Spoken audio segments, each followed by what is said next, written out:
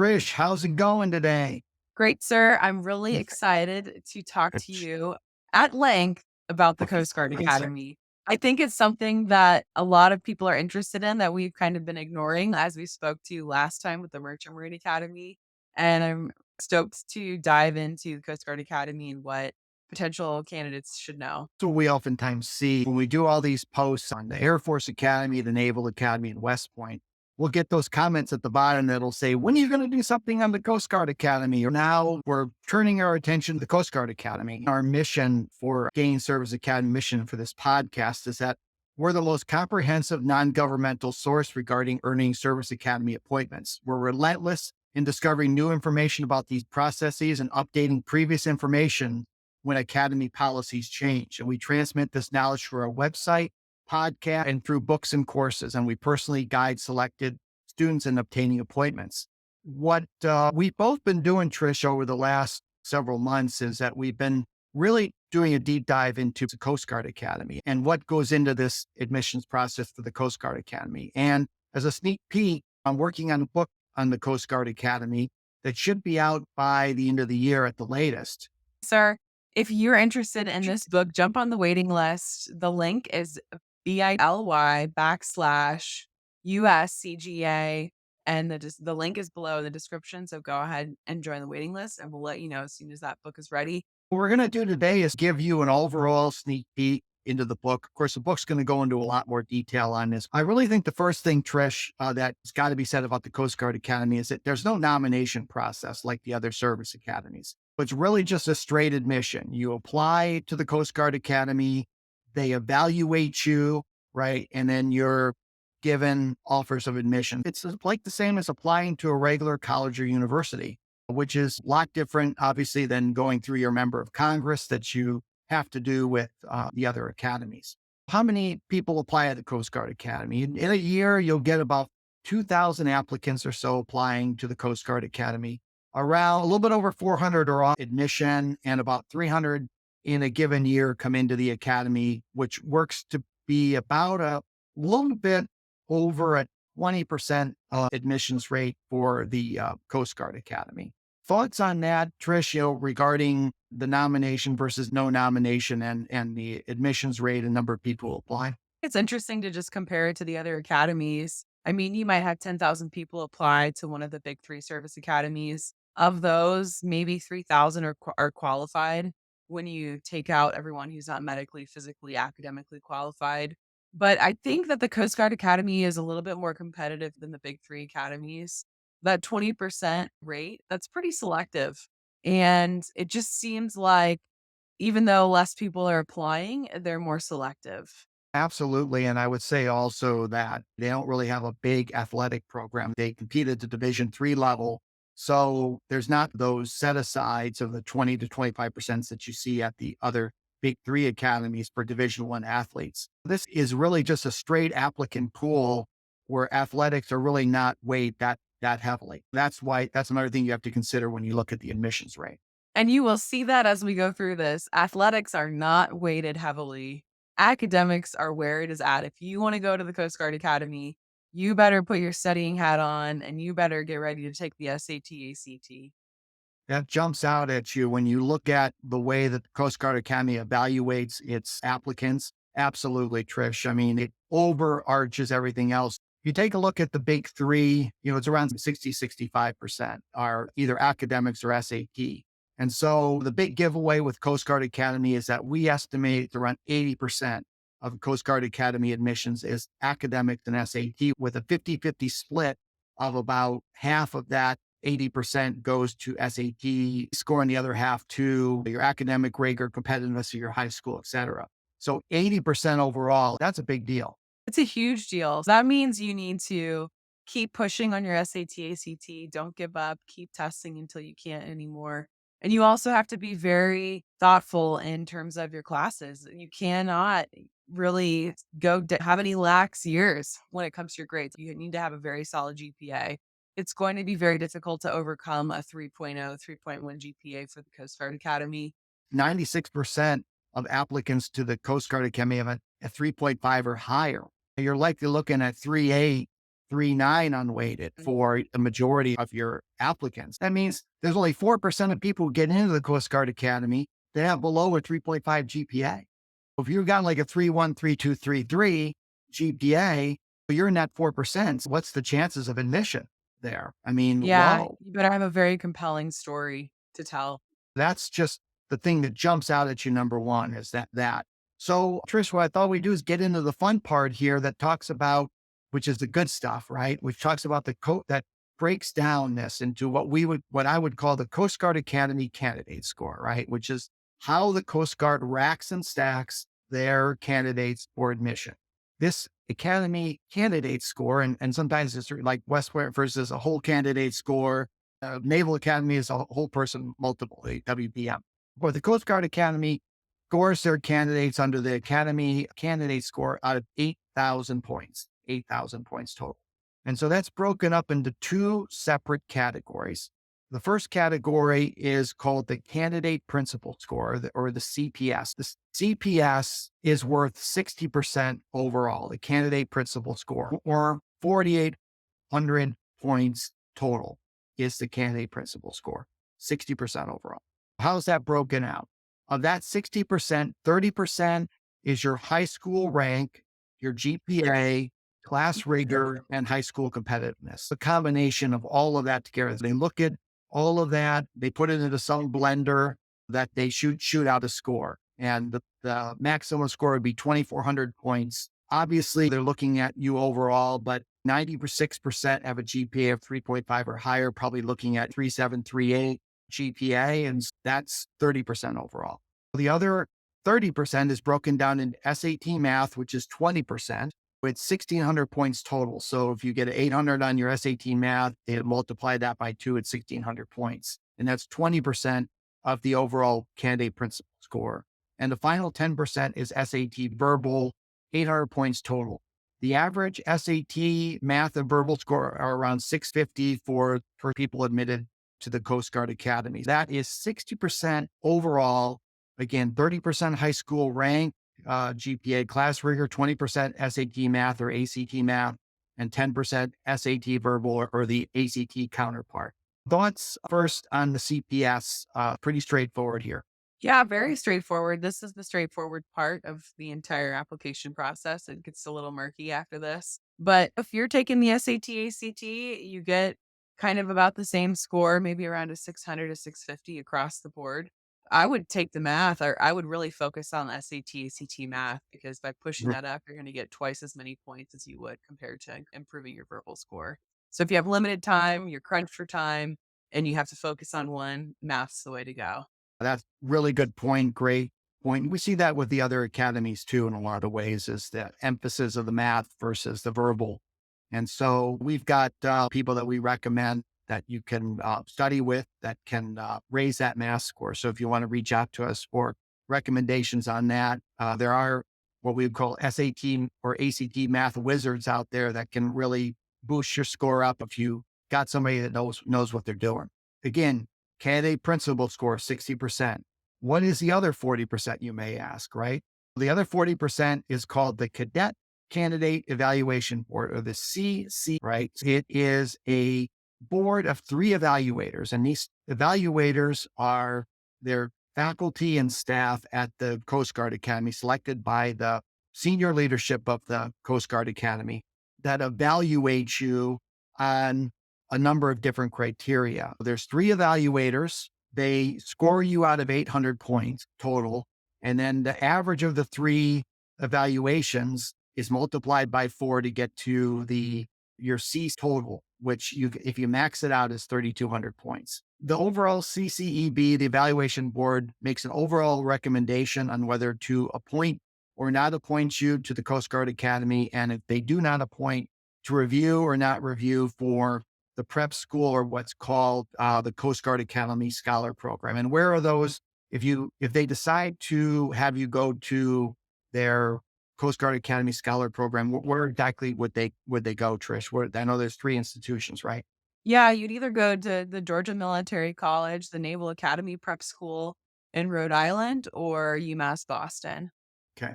And generally, people who go there are people who they believe don't have the academic preparation yet to be able to be successful at the Coast Guard Academy. They're sent there for that 8-month period to get, kind of spun up more, particularly on math.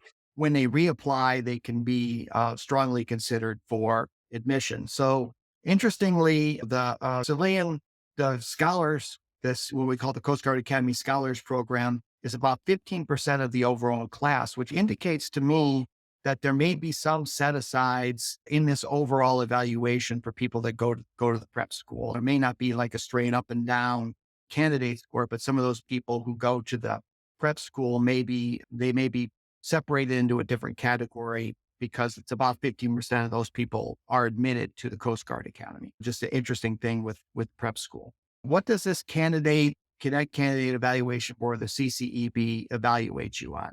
Well, they evaluate you on academics and your scholar, your athlete, and your leader, right? What would be called the traditional acronym of SAIL, right?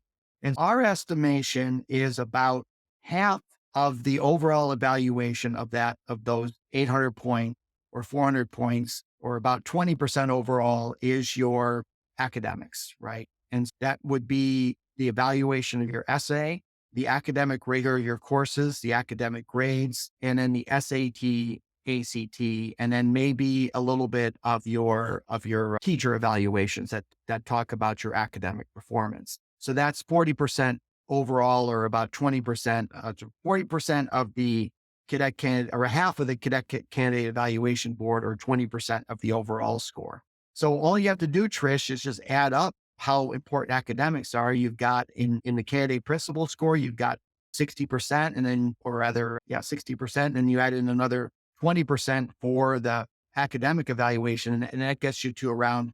Yeah, they really hit hard there with SAT, ACT, class rigor. It is definitely something that they are pushing, which is that 80%. There is no getting around poor grades. If you have poor grades, let's say you get like a D or a C sophomore year, I would try and read that class or do some grade replacement, work that out with your school, especially if you know that you want to go to the Coast Guard Academy or another similar college or university. Yep. You're going to get slammed both on the candidate principal score and by the board if you're low in academics. There's really no getting around it. That 80% is just you're gonna get hammered there. Let's talk about So that for a second, sir. Let's say that the situation that I just mentioned, a sophomore gets a C or a D in a class, a STEM class, sophomore year. When we're looking at this from the perspective of the candidate principal score, there's probably not a lot that you can do to offset that grade if it's there in your transcript. However, for the CEB, they're reading your essays. If you write an essay about how you had this terrible time sophomore year, but you learned a lot from it and you gained a lot of wisdom, and then you applied that and your junior year grades reflect that, that's going to be something that they take into account. yeah, and that's mainly one of the reasons why they have the CCEB, right? Is to be able to take a look at things that maybe not be reflective just on the academic value on transcript. Yeah. That's a So really good point. Yeah. you want to make sure that you're telling your story and that you're explaining things to the board and speaking to the board in your essays. And you have the opportunity to do that with your essays for Coast Guard. Don't squander the opportunity. Tell your story. Show them what's not on your resume. Yep, absolutely. Yep. Then what's the other 20% here? Well, it's athlete leader, pretty much. You see what you take a look at your extracurriculars, your leadership that you have, your athletics that you've been participating in. And like the Merchant Marine Academy, there's also music potential. Interesting one, playing music. Physical fitness tests. So 285 to 300 is considered honors. 300 is the max. The physical fitness test for the Coast Guard Academy is different than the CFA. They don't do the candidate fitness assessment. They have their own physical fitness test, and that's considered in this 20%. Legacy is if you have a parent who was in the military or in the Coast Guard, probably even better. Prior military service work, if you've worked more than 15 or more hours a week during the whole year. If you visit campus and you interview there, that's an interesting one here because the big three service academies have an extensive network of field force reps or ALOs, air liaison officers, or blue and gold officers that require that you do a interview. At the Coast Guard Academy, you don't have to do an interview. You can actually get appointed without ever having interviewed there. But clearly they've listed that as a criteria in that 20% evaluations. I think the lesson learned there is that if you can get an interview with somebody either at the academy or maybe with an alum that can submit an interview, that can be helpful to that 20%. And then finally, instructor evaluations, which take a look at your leadership. That may be wrapped into academics, but also wrapped into your leadership and their impressions of you as a person. So 20% overall. So impressions there, Trish, of the final 20% overall of this Coast Guard evaluation. Yes, two things stand out to me. The interview is a great opportunity. Don't squander it. Go when you're visiting for AIM or you're doing a campus visit, make sure you interview with an admissions officer, if nothing else. And then for the physical fitness exam, it's cadence push-ups, 2 minutes of setups, and a 1.5 mile run. There's no pull-ups, there's no basketball throw, there's no sprint. They're three very basic exercises that if you take the time and energy to spend to develop your strength and your endurance, you're going to do very well on. There's no reason why someone cannot get a 285 points out of 300 points on this and really knock it out of the park. Yep. And that's going to be part of that 20%. One thing I did fail to mention with the extracurriculars is the importance of military propensity. And then also having done like things like Coast Guard auxiliary, maybe boating course or having experience on the water is also something that's certainly taken into account in that 20%. It's an amalgamation of a lot of different things in that 20%. But it's hard to tell what's more important than others. But in general, when these panels are scored, if they higher ups in the admissions office look and see what the scores are of these three panelists, and there's one that's way off, they're going to question that score. This is how it's all wrapped in here. But what jumps out, obviously, is how much they're probably compacting all of these other factors into that final 20% there, which indicates to me that academics obviously reign supreme. And you've got to obviously be a well rounded candidate, but the points don't seem to reflect that. So let's talk about the overall takeaways for the Coast Guard Academy. The takeaways is that it's likely that the SAT ACT is worth around 40% of the overall evaluation, which is right around the same as the other big three service academies. Very, very similar SAT ACTs. You've got to keep working on the SAT ACT, keep taking that all the way through to December and raising that score up because it's just a very, very important part overall. The high school rank and academics are somewhere around 40% overall. So you might contrast that to the other service academies or the big three service academies where it's around 20% overall. High school rank and academics almost are double the emphasis, right, of the other big three service academies. You've got to be strong academically. You got to have good high school grades. They're going to look at your high school. They're going to look at your rigors. Total academic performance around 80%, huge. And then the other 20% is spread around multiple factors. So you've just got to try and get those points as best you can by being strong overall. That's my takeaway with the Coast Guard Academy. Trish, did I miss anything big, you think? Here. No, I would just reiterate, you don't have to go through the nomination process for the Coast Guard Academy. You do have to take the PT test, you have to pass the medical, and you have to have some leadership and extracurricular activity. But all in all, it's a lot more similar to a traditional college application than it is to the other service academies. Yeah, that's awesome. I didn't really think about that. That would probably be your typical breakdown, probably for a competitive college or university, somewhere around 80-20, other than maybe a physical fitness test, which obviously separates the Coast Guard from a regular college or university. It has those kind of characteristics too. That's really, really good point, Trish. And I think one that, needs to be recognized. Of course, unlike the big three service academies, there's no nomination process, like you said, and they select the people who they want to select. There's no geographic consideration. There's no kind of advantage you might have or disadvantage if you come from a competitive district. You're the same if you're applying from the Virginia area as you are applying from Vermont. That's pretty much the Coast Guard Academy. Again, I'll have a book out on this here in the coming months, and we'll make you aware of when that's available. And, we're here to support you in your journey towards getting an appointment to a service academy through our personal consulting, but our books, podcast, courses that can get you closer to earning that service academy appointment. So until next time, Trish, this was great and really enjoyed this session with you here. Sounds good, sir. See you next time.